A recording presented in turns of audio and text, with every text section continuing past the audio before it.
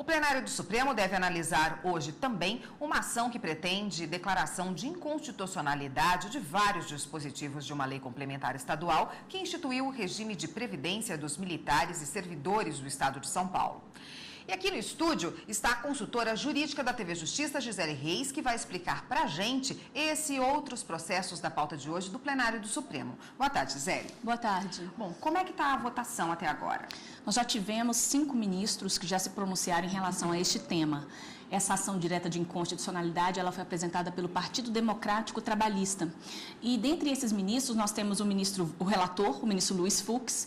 Ele entendeu que essa ação deve ser julgada parcialmente procedente. E por qual razão? Ele entende que essa disciplina sobre essa questão previdenciária dos militares deveria ser tratada por uma legislação específica. Eu tinha que ter uma lei específica que tratasse exclusivamente do tema relacionado à previdência que envolve o militar. E não poderia, então, esse tema ser tratado numa única lei que regulamentasse não só o regime previdenciário dos servidores públicos civis, como também dos servidores públicos militares. Então, de acordo com o ministro Luiz Fux, essa ação, na parte em que ela acaba estendendo essa questão previdenciária aos militares, ela seria inconstitucional exatamente nesta parte. Então, ele votou no sentido de que essa ação deve ser julgada parcialmente procedente, dando-se uma interpretação conforme para excluir da lei todas as expressões que estende aos militares aquela normatização no que diz respeito à previdência social.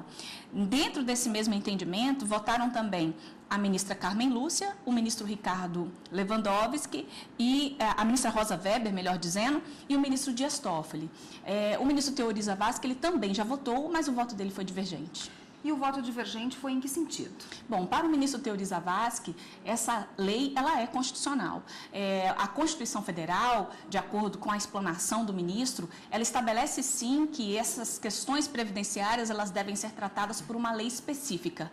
Mas o ministro Teori Zavascki entende que não há necessidade de ser uma lei monotemática, ou seja, que seja uma lei que trate exclusivamente dessa questão previdenciária ligada a servidor militar.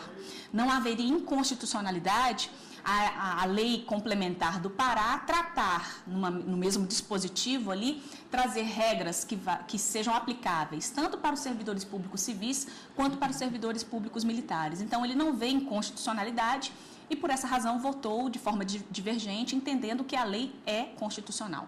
Qual é a constitucionalidade, a inconstitucionalidade, aliás, apontada aí? O que se discute exatamente é se há ou não o que se chama de inconstitucionalidade formal. Ou seja, a Constituição Federal, ela estabelece qual é a regra que deve ser seguida quando se trata de elaboração de leis. Então, aqui, a grande discussão é se há ou não a exigência de uma lei específica para tratar do regime previdenciário dos servidores militares.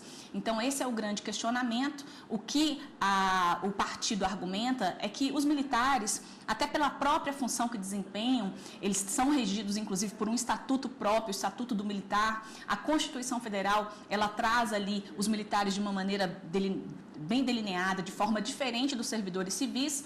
Então, eles defendem que esse tipo de normatização deve ser feito por uma lei específica, por uma lei que trate exclusivamente dessa questão da previdência ligada a servidor militar. Que isso não poderia ser tratado de uma maneira geral, de forma isonômica, numa mesma lei que também abarcasse esse mesmo direito no que diz respeito aos servidores civis. Bom, no próximo bloco a gente volta então a falar das pautas de hoje do Supremo Tribunal Federal. Um minutinho, por favor.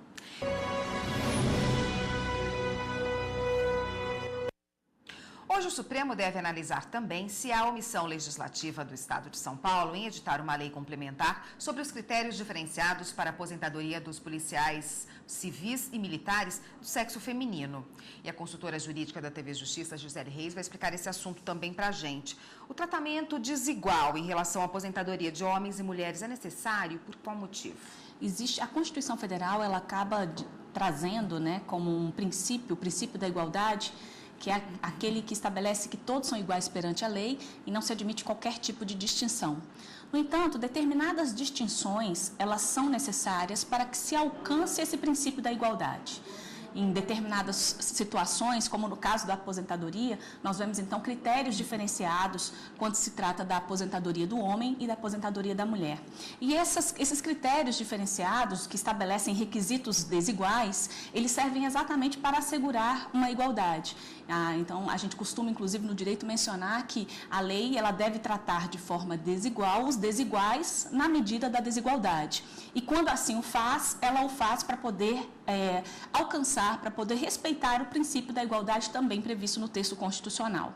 Então, o que na verdade se discute nesta ação é exatamente a inexistência de critérios diferenciados no que diz respeito às policiais, né? Aquelas mulheres que trabalham na Polícia Civil e na Polícia Militar, elas não teriam então critérios diferenciados. Os critérios atualmente existentes para que elas venham a se aposentar, a se afastar da atividade, são exatamente os mesmos que estão previstos para os homens. Então, essa é a grande discussão. E quando se tem essa diferenciação, na verdade, o que se leva em consideração no que diz respeito à aposentadoria?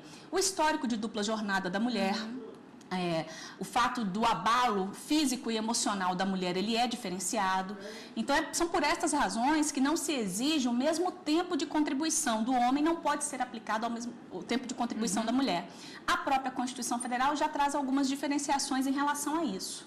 E no Estado de São Paulo, o que se questiona aqui no Supremo Tribunal Federal é a ausência dessa legislação, tratando de maneira diferenciada os requisitos para cada um, para aqueles policiais do sexo masculino e os do sexo feminino.